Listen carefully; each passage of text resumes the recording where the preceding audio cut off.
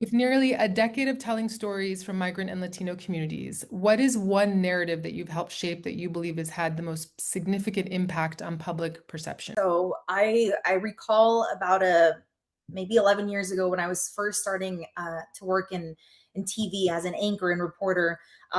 There was this one-dimensional victim, illegal alien narrative for migrants, right?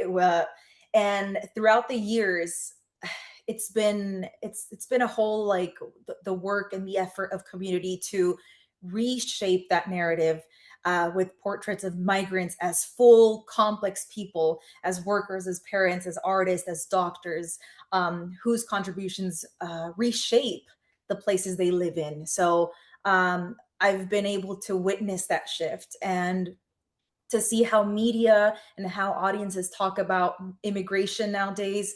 Um, taking it from this like fear-based framing to conversations about migrants in a human dignity like light has been one of the big gifts that I've been able to witness. I think the point that you make about humanizing individuals, it applies to any of those among us that who we consider to be the other, right? There's something about when we're not able to really relate, to have empathy, to connect with the people that we're hearing about, it's very hard to understand how we're supposed to move in the world on these topics. So your work in humanizing those who we are, taught to thought of as other, or maybe even as of late in the news, what we see on our screens, which is very challenging, we have to keep connecting to each other. My next question for you is, as a documentary producer, how do you adjust your voice to ensure that these migrant stories resonate with diverse audiences?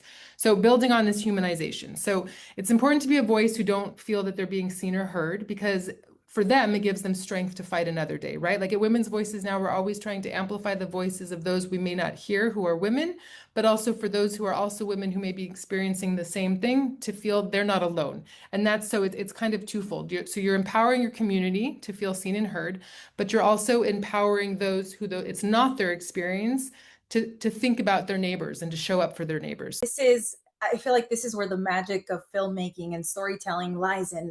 Sometimes there aren't enough words to generate that empathy. And when you're covering migrant communities, there is the language barrier too. So you have like two odds that, against generating that connection. But that's when powerful storytelling and film throughout visuals generate that connection that resonates with different audiences.